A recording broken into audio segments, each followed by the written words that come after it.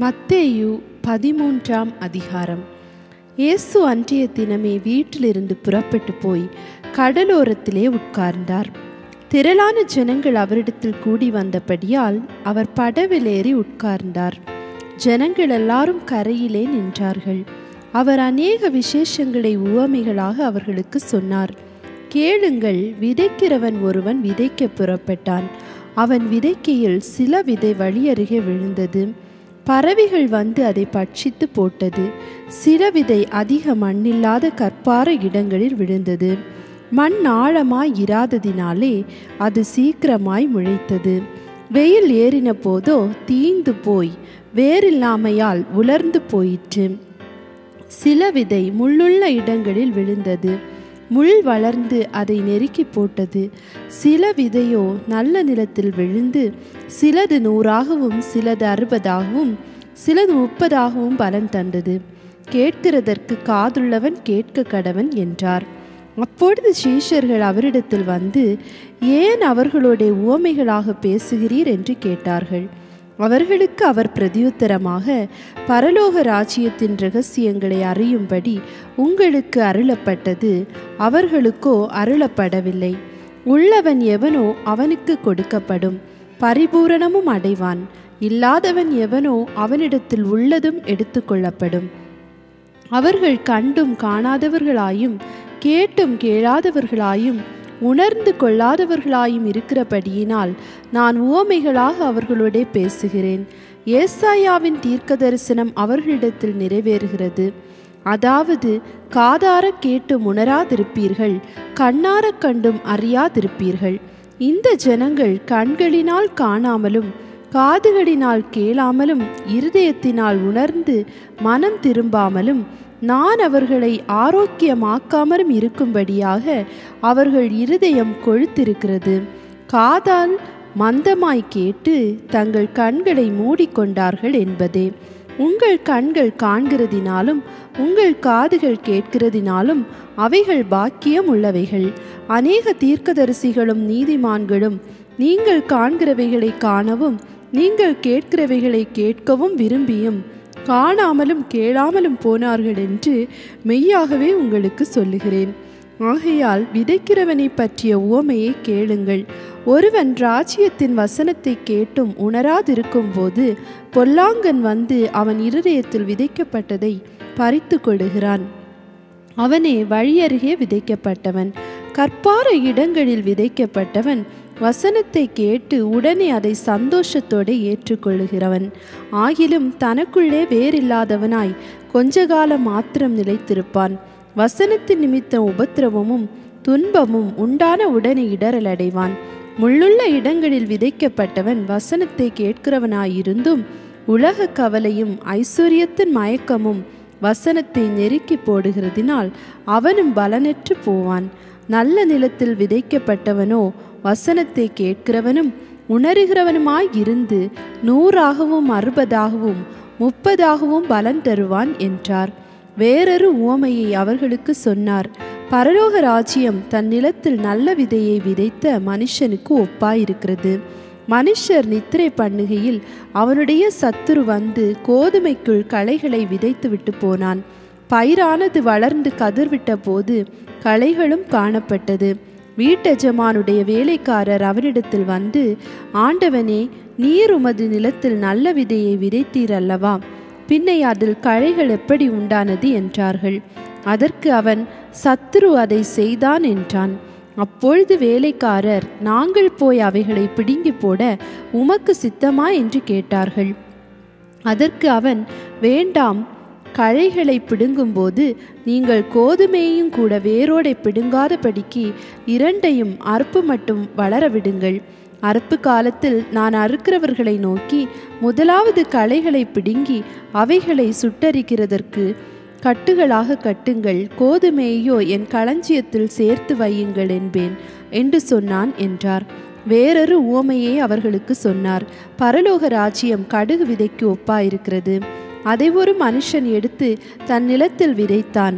அது சகல விதைகளிலும் சிறிதாயிருந்தும் வளரும் போது சகல பூண்டுகளிலும் பெரிதாகி ஆகாயத்து பறவைகள் அதன் கிளைகளில் வந்து அடையத்தக்க மரமாகும் என்றார்.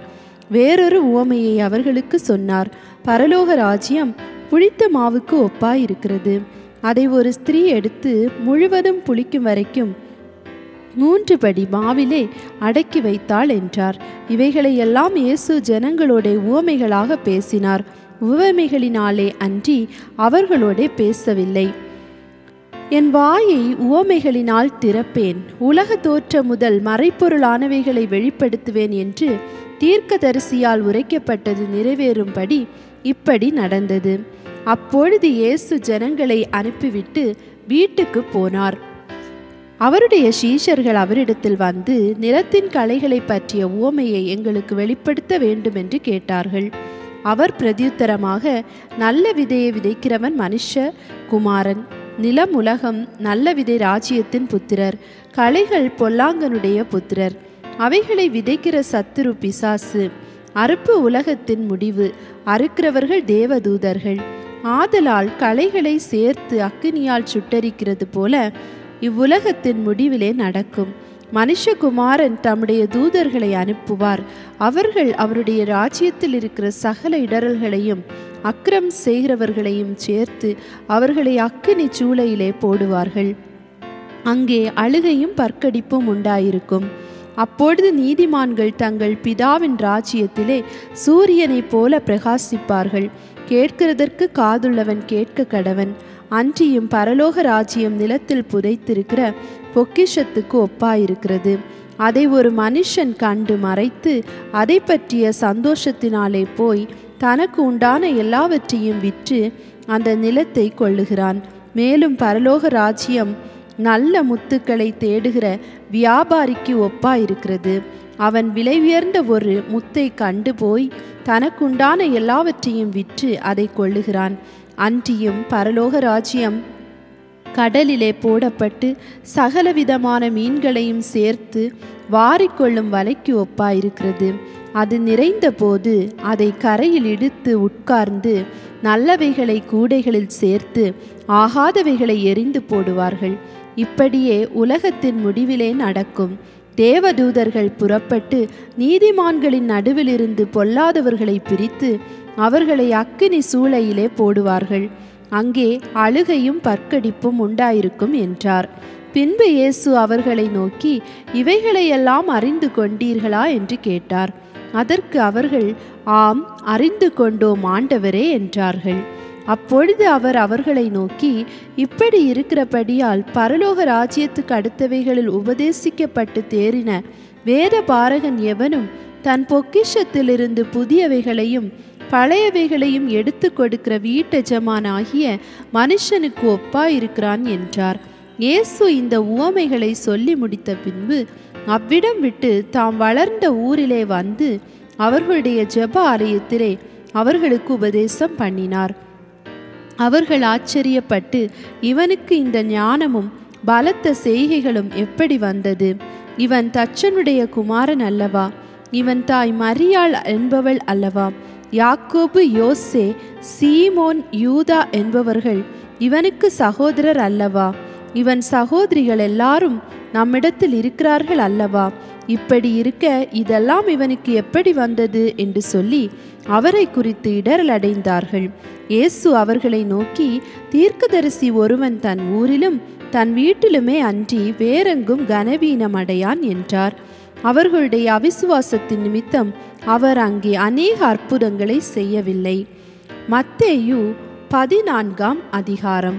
அக்காலத்தில் காற்பங்கு தேசாதிபதியாகிய ஏரோது இயேசுவின் கீர்த்தியை கேள்விப்பட்டு தன் ஊழியக்காரரை நோக்கி, இவன் யோவான் ஸ்நானான், இவன் மரித்தோரிலிருந்து எழுந்தான், ஆகையால் இவனிடத்தில் பலத்த செய்கைகள் விளங்குகிறது என்றான்.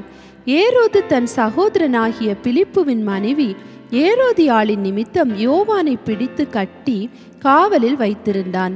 ஏனெனில் நீர் அவளை வைத்துக் கொள்வது நியாயம் அல்லவென்று யோவான் அவனுக்கு சொல்லி இருந்தான். ஏரோது அவனை கொலை செய்ய மனதாயிருந்தும் ஜனங்கள் அவனை தீர்க்கதரிசி என்று எண்ணினபடியால் அவர்களுக்கு பயந்திருந்தான். அப்படி இருக்க ஏரோதின் ஜென்ம நாள் கொண்டாடப்படுகிற போது ஏரோதியாளின் குமாரத்தி அவர்கள் நடுவே நடனம் பண்ணி ஏரோதை சந்தோஷப்படுத்தினாள். அது நிமித்தம் அவன் நீ எதை கேட்டாலும் தருவேன் என்று அவளுக்கு ஆணையிட்டு வாக்கு கொடுத்தான். அவள் தன் தாயினால் ஏவப்பட்டபடியே யோவான் ஸ்நானனுடைய தலையை இங்கே ஒரு தாளத்திலே எனக்கு தாரும் என்று கேட்டாள். ராஜா துக்கமடைந்தான். ஆகிலும் ஆணையின் நிமித்தமும் பந்தியில் கூட இருந்தவர்களின் நிமித்தமும் அதை கொடுக்க கட்டளையிட்டு ஆள் அனுப்பி காவற்கூடத்திலே யோவானை சிரசேதம் பண்ணிவித்தான். அவனுடைய சிரசை ஒரு தாளத்திலே கொண்டு வந்து சிறு பெண்ணுக்கு கொடுத்தார்கள். அவள் அதை தன் தாயினிடத்தில் கொண்டு போனாள். அவனுடைய சீஷர்கள் வந்து உடலை எடுத்து அடக்கம் பண்ணி பின்பு போய் அந்த சங்கதியை இயேசுவுக்கு அறிவித்தார்கள். இயேசு அதை கேட்டு அவ்விடம் விட்டு படவில் ஏறி வனாந்திரமான ஓர் இடத்துக்கு தனியே போனார். ஜனங்கள் அதை கேள்விப்பட்டு பட்டணங்களில் இருந்து கால்நடையாய் அவரிடத்துக்கு போனார்கள். இயேசு வந்து திரளான ஜனங்களை கண்டு அவர்கள் மேல் மனதுருகி அவர்களில் வியாதியஸ்தர்களாய் இருந்தவர்களை சொஸ்தமாக்கினார். சாயங்காலமான போது அவருடைய சீஷர்கள் அவரிடத்தில் வந்து, இது வனாந்திரமான இடம், நேரமும் ஆயிற்று, ஜனங்கள் கிராமங்களுக்கு போய் தங்களுக்கு போஜன பதார்த்தங்களை கொள்ளும்படி அவர்களை அனுப்பிவிட வேண்டும் என்றார்கள். இயேசு அவர்களை நோக்கி, அவர்கள் போக வேண்டுவதில்லை, நீங்களே அவர்களுக்கு போஜனம் கொடுங்கள் என்றார். அதற்கு அவர்கள், இங்கே எங்களிடத்தில் 5 அப்பமும் 2 மீன்களுமே அல்லாமல் வேறொன்றுமில்லை என்றார்கள். அவைகளை என்னிடத்தில் கொண்டு வாருங்கள் என்றார். அப்பொழுது அவர் ஜனங்களை புல்லின் மேல் பந்தியிருக்க கட்டளையிட்டு அந்த 5 அப்பங்களையும் அந்த 2 மீன்களையும் எடுத்து வானத்தை அண்ணாந்து பார்த்து ஆசீர்வதித்து அப்பங்களை பிட்டு சீஷர்களிடத்தில் கொடுத்தார். சீஷர்கள் ஜனங்களுக்கு கொடுத்தார்கள். எல்லாரும் சாப்பிட்டு திருப்தி அடைந்தார்கள். நீதியான துணிக்கைகளை 12 கூடை நிறைய எடுத்தார்கள். ஸ்திரீகளும் பிள்ளைகளும் தவிர சாப்பிட்ட புருஷர்கள் ஏறக்குறைய 5000 பேராய் இருந்தார்கள். இயேசு ஜனங்களை அனுப்பிவிடுகையில் தம்முடைய சீஷர்கள் படவில் ஏறி தமக்கு முன்னே அக்கறைக்கு போகும்படி அவர்களை துரிதப்படுத்தினார். அவர் ஜனங்களை அனுப்பிவிட்ட பின்பு தனித்து ஜெபம் பண்ண ஒரு மலையின் மேல் ஏறி சாயங்காலமான போது அங்கே தனிமையாய் இருந்தார். அதற்குள்ளாக படவு நடுக்கடலிலே சேர்ந்து எதிர்காற்றாய் இருந்தபடியால் அலைகளினால் அலைவுபட்டது. இரவின் 4ஆம் ஜாமத்திலே இயேசு கடலின் மேல் நடந்து அவர்களிடத்திற்கு வந்தார். அவர் கடலின் மேல் நடக்கிறதை சீஷர்கள் கண்டு கலக்கமடைந்து ஆவேசம் என்று சொல்லி பயத்தினால் அலறினார்கள். உடனே இயேசு அவர்களோடே பேசி, திடன் கொள்ளுங்கள், நான் தான், பயப்படாதிருங்கள் என்றார். பேதுரு அவரை நோக்கி, ஆண்டவரே, நீரே ஆனால் நான் ஜலத்தின் மேல் நடந்து உம்மிடத்தில் வர கட்டளையிடும் என்றான். அதற்கு அவர், வா என்றார். அப்பொழுது பேதுரு படவை விட்டு இறங்கி இயேசுவினிடத்தில் போக ஜலத்தில் மேல் நடந்தான். காற்று பலமாய் இருக்கிறதை கண்டு பயந்து அமிழ்ந்து போகையில், ஆண்டவரே, என்னை இரட்சியும் என்று கூப்பிட்டான். உடனே இயேசு கையை நீட்டி அவனை பிடித்து, அற்ப விசுவாசியே, ஏன் சந்தேகப்பட்டாய் என்றார். அவர்கள் படவில் ஏறினவுடனே காற்று அமர்ந்தது. அப்பொழுது படவில் உள்ளவர்கள் வந்து, மெய்யாகவே நீர் தேவனுடைய குமாரன் என்று சொல்லி அவரை பணிந்து கொண்டார்கள். பின்பு அவர்கள் கடலை கடந்து கெனசரேத் நாட்டில் சேர்ந்தார்கள். அவ்விடத்து மனுஷர் அவரை இன்னார் என்று அறிந்து சுற்றுப்புறமெங்கும் செய்தி அனுப்பி பிணியாளிகள் எல்லாரையும் அவரிடத்தில் கொண்டு வந்து அவருடைய வஸ்திரத்தின் ஓரத்தை ஆகிலும் அவர்கள் தொடும்படி உத்தரவாக வேண்டுமென்று அவரை வேண்டிக் கொண்டார்கள். தொட்ட யாவரும் சொஸ்தமானார்கள். மத்தேயு 15ஆம் அதிகாரம். அப்பொழுது எருசலேமிலிருந்து வந்த வேதபாரகரும் பரிசேயரும் இயேசுவினிடத்தில் வந்து, உம்முடைய சீஷர்கள் முன்னோர்களின் பாரம்பரியத்தை ஏன் மீறி நடக்கிறார்கள்? கை கழுவாமல் போஜனம் பண்ணுகிறார்களே என்றார்கள். அவர்களுக்கு அவர் பிரதியுத்தரமாக, நீங்கள் உங்கள் பாரம்பரியத்தினாலே தேவனுடைய கற்பனையை ஏன் மீறி நடக்கிறீர்கள்? உன் தகப்பனையும் உன் தாயையும் கனம் பண்ணுவாயாக என்றும் தகப்பனையாவது தாயையாவது நிந்திக்கிறவன் கொல்லப்பட வேண்டும் என்றும் தேவன் கற்பித்திருக்கிறாரே. நீங்களோ எவனாகலும் தகப்பனையாவது தாயையாவது நோக்கி, உனக்கு நான் செய்யத்தக்க உதவி ஏது உண்டோ? அதை காணிக்கையாக கொடுக்கிறேன் என்று சொல்லி தன் தகப்பனையாவது தன் தாயாவது கனம் பண்ணாமற் போனாலும் அவனுடைய கடமை தீர்ந்ததென்று போதித்து உங்கள் பாரம்பரியத்தினாலே தேவனுடைய கற்பனையை அவமாக்கி வருகிறீர்கள். மாயக்காரரே, உங்களை குறித்து இந்த ஜனங்கள் தங்கள் வாயினால் என்னிடத்தில் சேர்ந்து தங்கள் உதடுகளினால் என்னை கனம் பண்ணுகிறார்கள். அவர்கள் இருதயமோ எனக்கு தூரமாய் விலகி இருக்கிறது. மனுஷருடைய கற்பனைகளை உபதேசங்களாக போதித்து வீணாய் எனக்கு ஆராதனை செய்கிறார்கள் என்று ஏசாயா தீர்க்கதரிசி நன்றாய் சொல்லியிருக்கிறான் என்றார். பின்பு அவர் ஜனங்களை வரவழைத்து அவர்களை நோக்கி, நீங்கள் கேட்டு உணருங்கள். வாய்க்குள்ளே போகிறது மனுஷனை தீட்டுப்படுத்தாது, வாயிலிருந்து புறப்படுகிறதே மனுஷனை தீட்டுப்படுத்தும் என்றார். அப்பொழுது அவருடைய சீஷர்கள் அவரிடத்தில் வந்து, பரிசேயர் இந்த வசனத்தை கேட்டு இடரல் அடைந்தார்கள் என்று அறிவீரா என்றார்கள். அவர் பிரதியுத்தரமாக, என் பரமபிதா நடாத நாற்றெல்லாம் வேரோடே பிடுங்கப்படும். அவர்களை விட்டுவிடுங்கள். அவர்கள் குருடருக்கு வழிகாட்டுகிற குருடராய் இருக்கிறார்கள். குருடனுக்கு குருடன் வழிகாட்டினால் இருவரும் குழியிலே விழுவார்களே என்றார். அப்பொழுது பேதுரு அவரை நோக்கி, இந்த உவமையை எங்களுக்கு வெளிப்படுத்த வேண்டும் என்றான். அதற்கு இயேசு, நீங்கள் இன்னும் உணர்வில்லாதவர்களாய் இருக்கிறீர்களா? வாய்க்குள்ளே போகிறதெல்லாம் வயிற்றில் சென்று ஆசன வழியாய் கழிந்து போம் என்பதை நீங்கள் இன்னும் அறியவில்லையா? வாயிலிருந்து புறப்படுகிறவைகள் இருதயத்திலிருந்து புறப்பட்டு வரும். அவைகளே மனுஷனை தீட்டுப்படுத்தும். எப்படியெனில் இருதயத்திலிருந்து பொல்லாத சிந்தனைகளும் கொலைபாதகங்களும் விபச்சாரங்களும் வேசித்தனங்களும் களவுகளும் பொய் சாட்சிகளும் தூஷணங்களும் புறப்பட்டு வரும். இவைகளே மனுஷனை தீட்டுப்படுத்தும். கை கழுவாமல் சாப்பிடுகிறது மனுஷனை தீட்டுப்படுத்தாது என்றார். பின்பு இயேசு அவ்விடம் விட்டு புறப்பட்டு தீரு சீதோன் பட்டணங்களின் திசைகளுக்கு போனார். அப்பொழுது அந்த திசைகளில் குடியிருக்கிற கானானிய ஸ்திரீ ஒருத்தி அவரிடத்தில் வந்து, ஆண்டவரே, தாவீதின் குமாரனே, எனக்கு இரங்கும். என் மகள் பிசாசினால் கொடிய வேதனை படுகிறாள் என்று சொல்லி கூப்பிட்டாள். அவளுக்கு பிரதியுத்தரமாக அவர் ஒரு வார்த்தையும் சொல்லவில்லை. அப்பொழுது அவருடைய சீஷர்கள் வந்து, இவள் நம்மை பின்தொடர்ந்து கூப்பிடுகிறாளே, இவளை அனுப்பிவிடும் என்று அவரை வேண்டிக் கொண்டார்கள்.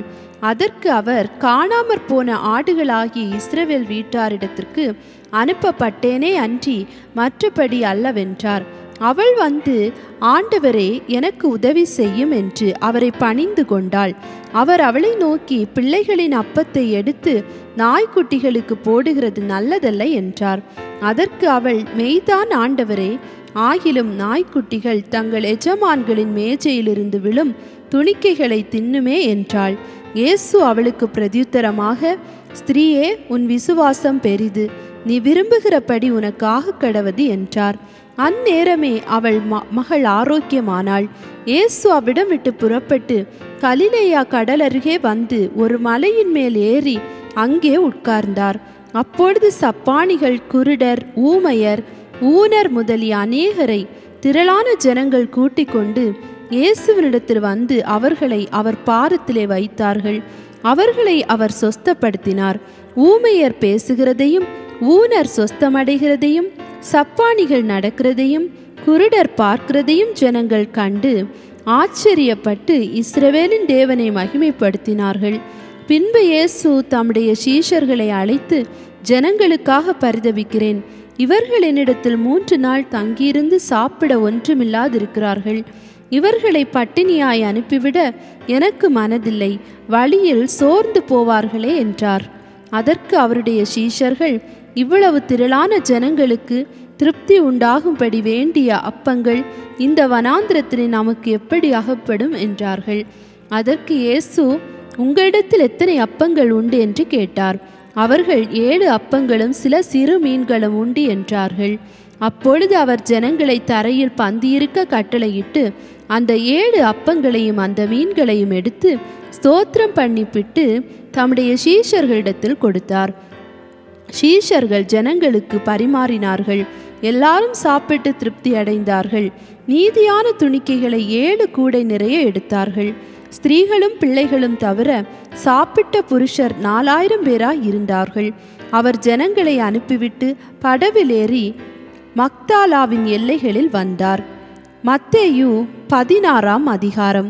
பரிசேயரும் சதுசேயரும் அவரை சோதிக்கும்படி அவரிடத்தில் வந்து வானத்திலிருந்து ஓர் அடையாளத்தை தங்களுக்கு காண்பிக்க வேண்டும் என்று கேட்டார்கள்.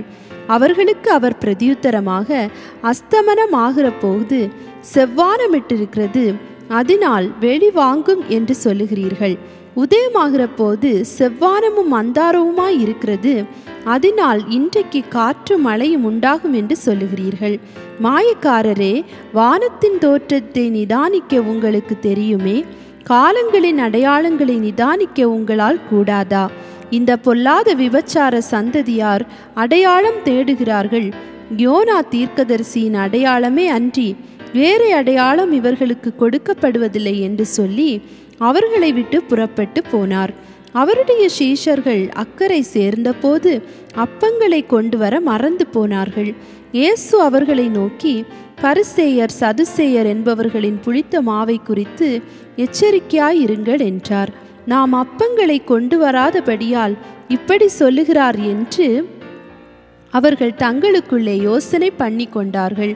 இயேசு அதை அறிந்து, அற்ப விசுவாசிகளே, அப்பங்களை கொண்டு வராததை குறித்து நீங்கள் உங்களுக்குள்ளே யோசனை பண்ணுகிறதென்ன?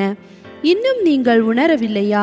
5 அப்பங்களை 5000 பேருக்கு பகிர்ந்ததையும் மீதியானதை எத்தனை கூடை நிறை எடுத்தீர்கள் என்பதையும், 7 அப்பங்களை 4000 பேருக்கு பகிர்ந்ததையும் மீதியானதை எத்தனை கூடை நிறை எடுத்தீர்கள் என்பதையும் நீங்கள் நினைவு கூறாமல் இருக்கிறீர்களா? பரிசேயர் சதுசேயர் என்பவர்களின் புளித்த மாவுக்கு எச்சரிக்கையாய் இருக்க வேண்டும் என்று நான் சொன்னது அப்பத்தை குறித்து சொல்லவில்லை என்று நீங்கள் உணராதிருக்கிறது எப்படி என்றார். அப்பொழுது அவர் அப்பத்தின் புளித்த மாவை குறித்து எச்சரிக்கையாய் இருக்க வேண்டும் என்று சொல்லாமல் பரிசேயர் சதுசேயர் என்பவர்களின் உபதேசத்தை குறித்தே அப்படி சொன்னார் என்று அறிந்து கொண்டார்கள். பின்பு இயேசு பிலிப்பு செசரியாவின் திசைகளில் வந்தபோது தம்முடைய சீஷரை நோக்கி, மனுஷகுமாரனாகிய என்னை ஜனங்கள் யார் என்று சொல்லுகிறார்கள் என்று கேட்டார். அதற்கு அவர்கள், சிலர் உம்மை யோவான் ஸ்நானான் என்றும், சிலர் எலியா என்றும், வேறு சிலர் எரேமியா அல்லது தீர்க்கதரிசிகளில் ஒருவர் என்றும் சொல்லுகிறார்கள் என்றார்கள். அப்பொழுது அவர், நீங்கள் என்னை யாரென்று சொல்லுகிறீர்கள் என்று கேட்டார். சீமோன் பேதுரு பிரதியுத்தரமாக, நீர் ஜீவனுள்ள தேவனுடைய குமாரனாகிய கிறிஸ்து என்றான். இயேசு அவனை நோக்கி, யோனாவின் குமாரனாகிய சீமோனே, நீ பாக்கியவான், மாம்சமும் இரத்தமும் இதை உனக்கு வெளிப்படுத்தவில்லை, பரலோகத்தில் இருக்கிற என் பிதா இதை உனக்கு வெளிப்படுத்தினார். மேலும் நான் உனக்கு சொல்லுகிறேன், நீ பேதுருவாய் இருக்கிறாய், இந்த கல்லின் மேல் என் சபையை கட்டுவேன், பாதாளத்தின் வாசல்கள் அதை மேற்கொள்வதில்லை. பரலோக ராஜ்யத்தின் திறவுகோள்களை நான் உனக்கு தருவேன். பூலோகத்திலே நீ கட்டுகிறது எதுவோ அது பரலோகத்திலும் கட்டப்பட்டிருக்கும், பூலோகத்திலே நீ கட்டவிழ்ப்பது எதுவோ அது பரலோகத்திலும் கட்டவிழ்க்கப்பட்டிருக்கும் என்றார். அப்பொழுது தாம் கிறிஸ்துவாகிய இயேசு என்று ஒருவருக்கும் சொல்லாதபடிக்கு தம்முடைய சீஷர்களுக்கு கட்டளையிட்டார். அது முதல் இயேசு தாம் எருசலேமுக்கு போய் மூப்பராலும் பிரதான ஆசாரியராலும் வேதபாரகராலும் பாடுகள் பட்டு கொலையுண்டு 3ஆம் நாளில் எழுந்திருக்க வேண்டும் என்பதை தம்முடைய சீஷர்களுக்கு சொல்லத் தொடங்கினார். அப்பொழுது பேதுரு அவரை தனியே அழைத்து கொண்டு போய், ஆண்டவரே, இது உமக்கு நேரிடக்கூடாதே, இது உமக்கு சம்பவிப்பதில்லை என்று அவரை கடிந்து கொள்ள தொடங்கினான். அவரோ திரும்பி பேதுருவை பார்த்து, எனக்கு பின்னாக போ சாத்தானே, நீ எனக்கு இடரலாயிருக்கிறாய், தேவனுக்கு ஏற்றவைகளை சிந்தியாமல் மனுஷருக்கு ஏற்றவைகளை சிந்திக்கிறாய் என்றார். அப்பொழுது இயேசு தம்முடைய சீஷர்களை நோக்கி, ஒருவன் என்னை பின்பற்றி வர விரும்பினால் அவன் தன்னை தான் வெறுத்து தன் சிலுவை எடுத்துக்கொண்டு என்னை பின்பற்ற கடவன். தன் ஜீவனை ரட்சிக்க விரும்புகிறவன் அதை இழந்து போவான். என் நிமித்தமாக தன் ஜீவனை இழந்து போகிறவன் அதை கண்டடைவான். மனுஷன் உலகம் முழுவதையும் ஆதாயப்படுத்தி கொண்டாலும் தன் ஜீவனை நஷ்டப்படுத்தினால் அவனுக்கு லாபம் என்ன? மனுஷன் தன் ஜீவனுக்கு ஈடாக எண்ணத்தை கொடுப்பான். மனுஷகுமாரன் தம்முடைய பிதாவின் மகிமை பொருந்தினவராய் தம்முடைய தூதரோடு கூட வருவார். அப்பொழுது அவனவன் கிரியைக்கு தக்கதாக அவனவனுக்கு பலனளிப்பார். இங்கே நிற்கிறவர்களில் சிலர் மனுஷகுமாரன் தம்முடைய ராஜ்யத்தில் வருகிறதை காணும் முன் மரணத்தை ருசி பார்ப்பதில்லை என்று மெய்யாகவே உங்களுக்கு சொல்லுகிறேன் என்றார்.